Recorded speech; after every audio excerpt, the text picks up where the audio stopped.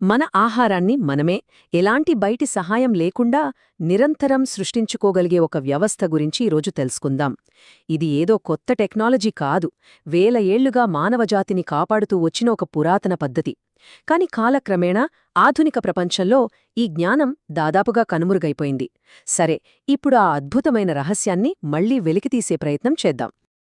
ఈ మాటలు అక్షరాలా నిజం. ఒక్కసారి ఆలోచించండి. పశువుల పెంపకానికి ఎంత పెద్ద స్థలం కావాలో మనకు తెలుసు. అలాంటి ఫామ్ కన్నా కేవలం 10వ వంతు స్థలంలోనే అంతకంటే ఎక్కువ ప్రోటీన్ను ఈ వ్యవస్థ ఉత్పత్తి చేయగలదు. అంటే ఎంత అద్భుతమైన సామర్థ్యమో కదా! ఇంతకీ ఇదెలా సాధ్యమో ముందు ముందు చూద్దాం. ఇది నిన్నమొంద కనిపెట్టింది కాదు. చరిత్రలో ఎన్నో పరీక్షలను ఎదుర్కొని నిలబడిన జ్ఞానమిది.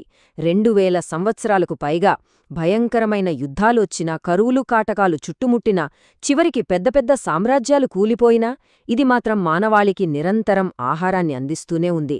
ఇప్పుడున్న మన ఫుడ్ సప్లై సిస్టమ్స్ ఎంత సులువుగా దెబ్బతింటాయో చూస్తున్నాం కదా! వాటితో పోలిస్తే దీని నమ్మకమేంటో అర్థం చేసుకోవచ్చు. అయితే ఇక్కడొక ప్రశ్న వస్తుంది. ఇంత శక్తివంతమైన, ఇంత నమ్మకమైన పద్ధతి గురించి ఈ రోజుల్లో చాలామందికి ఎందుకు తెలియదు? ఇంత విలువైన జ్ఞానం చరిత్రపుటల్లో ఎలా కలిసిపోయింది? ఈ విశ్లేషణలో మనం ఈ మిస్టరీని ఛేదిద్దాం, ఆ కోల్పోయిన వివేకాన్ని తిరిగి సంపాదించుకుందాం. సరే, ఇక ఈ కథ మూలాల్లోకి వెళ్దాం. దీని పుట్టుక చాలా ఆసక్తికరంగా ఉంటుంది. ఒక రాజకీయ నిర్ణయం అనుకోకుండా జీవశాస్త్రంలో ఒక పెద్ద విప్లవానికి ఎలా దారితీసిందో ఇప్పుడు మనం చూడబోతున్నాం. వేల ఏళ్ల క్రితం రైతులు వరద నీటిలో చేపలు చిక్కుపోవడాన్ని గమనించడంతో ఈ కథ మొదలైంది. నెమ్మదిగా అది ఒక పద్ధతి ప్రకారం చేపల్ని పెంచే వ్యవస్థగా మారింది. కాని అసలు టర్నింగ్ పాయింటొచ్చింది క్రీస్తు శకం 7వ శతాబ్దంలో. అప్పటి ట్యాంక్ చక్రవర్తి ఒక ప్రత్యేకమైన చేపజాతి పెంపకాన్ని నిషేధించాడు. ఆ ఒక్క నిర్ణయమే ఒక కొత్త విప్లవానికి నాంది పలికింది. అవసరమే ఆవిష్కరణకు మూలమంటారు కదా! ఇక్కడ సరిగ్గా అదే జరిగింది. తమ ప్రధాన ఆహార వనరును కోల్పోయిన రైతులు కుంగిపోలేదు. దానికి బదులుగా వాళ్లొక కొత్త ఆలోచన చేశారు. ఒకే చెరువులో రకరకాల చాపజాతులను పెంచడం మొదలుపెట్టారు. ప్రతి జాతి నీటిలో వేర్వేరు స్థాయిలలో బతుకుతూ వ్యర్థాలను పోటీని తగ్గించాయి. అలా ప్రపంచంలోనే మొట్టమొదటి పాలికల్చర్ సిస్టమ్ పుట్టింది. ఇప్పుడు ఈ చెరువు వెనుకున్న అస్సలు సైన్స్లోకి వెళ్దాం. దీన్ని నడిపించే జీవ ఇంజినేంటో చూద్దాం. ఇది కేవలం చేపల పెంపకం కాదు, 4 ముఖ్యమైన, ఒకదానితో ఒకటి ముడిపడి ఉన్న భాగాలతో నడిచే ఒక సంపూర్ణ పర్యావరణ వ్యవస్థ అన్నమాట. ఇంతకీ ఆ 4 జీవ స్తంభాలేంటో చూద్దామా? ఈ నెంబర్లు చూస్తే ఆశ్చర్యం కలగక మానదు. ఇవి ఆబర్న్ యూనివర్సిటీ వాళ్లు చేసిన అధ్యయనం నుండి తీసుకున్నవి. చూడండి, ఒక చిన్న 1000 చదరపు అడుగుల చెరువు ఏడాదికి 350 పౌండ్ల ప్రోటీనిస్తుంది. అదే సమయంలో అంతకన్నా చాలా పెద్దదైన పావు ఎకరం పశువుల గడ్డి మైదానం కేవలం 200 పౌండ్ల ప్రోటీన్ను మాత్రమే ఇవ్వగలదు. అంటే ఎంత తక్కువ స్థలంలో ఎంత ఎక్కువ ఉత్పత్తి జరుగుతోందో మనకు స్పష్టంగా తెలుస్తోంది. ఈ వ్యవస్థలో మొదటి స్తంభం బాతులు. ఇవి కేవలం పక్షులు కావు, ఈ మొత్తం సిస్టంకు బయలాజికల్ మేనేజర్స్.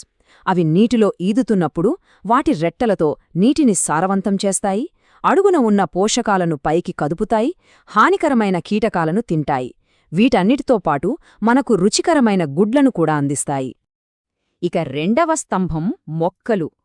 క్యాట్టెయిల్స్, డక్వీడ్ లాంటి నీటి మొక్కలు ఈ చెరువుకు ఊపిరితిత్తులు, కిడ్నీలలాగా పనిచేస్తాయన్నమాట.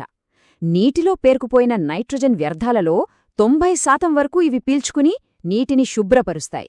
అంతేకాదు, చేపలకు అవసరమైన ఆక్సిజన్ను అందిస్తూ నీడను కూడా ఇస్తాయి. మూడవది అత్యంత ముఖ్యమైన స్తంభం చేపలు. ఇవే ఈ సిస్టమ్ యొక్క ప్రోటీన్ ఇంజిన్. నీటి పైభాగంలో, మధ్యలో, ఇంకా అడుగున నివసించే వేర్వేరు జాతుల చేపలను పెంచడం ద్వారా చెరువులోని ప్రతి వనరు సమర్థవంతంగా ప్రోటీన్గా మార్చబడుతుంది. ఏది వృధా కాదు. చివరిది, కానీ చాలా కీలకమైన 4వ స్తంభం బ్యాక్టీరియా. ఇవి మన కంటికి కనిపించని కార్మికులు. మొత్తం సిస్టమ్ సరిగ్గా పనిచేయడానికి ఇవే రసాయన పునాది. హానికరమైన చేపల వ్యర్థాలను మొక్కలకు ఉపయోగపడే పోషకాలుగా మార్చేది ఈ బ్యాక్టీరియానే. ఈ జీవచక్రాన్ని నిరంతరం నడిపిస్తుంటాయి. సరే, ఇప్పటిదాకా ఈ వ్యవస్థ వెనుకున్న సిద్ధాంతం గురించి చాలా మాట్లాడుకున్నాం. థియరీ అంతా బాగుంది, కాని దీన్ని ఆచరణలో ఎలా పెట్టాలి? ఒక కుటుంబానికి సరిపడా ఈ చెరువును సొంతంగా ఎలా నిర్మించుకోవచ్చో తెలిపే స్పష్టమైన గైడ్లైన్స్ను ఇప్పుడు పరిశీలిద్దాం. ఖర్చు గురించి చూస్తే ఇది అనుకున్నంత పెద్ద విషయం కాదు. సుమారుగా $500 అంటే మన కరెన్సీలో సుమారు 40,000 రూపాయల ఖర్చుతో ఈ మొత్తం వ్యవస్థను ఏర్పాటు చేసుకోవచ్చు. ఇందులో మేజర్ ఖర్చు ఈపీడీఎం లైనర్కే అవుతుంది. మిగిలినవన్నీ చాలా తక్కువే. ఇది చాలా మందికి అందుబాటులో ఉండే ఒక గొప్ప పెట్టుబడి.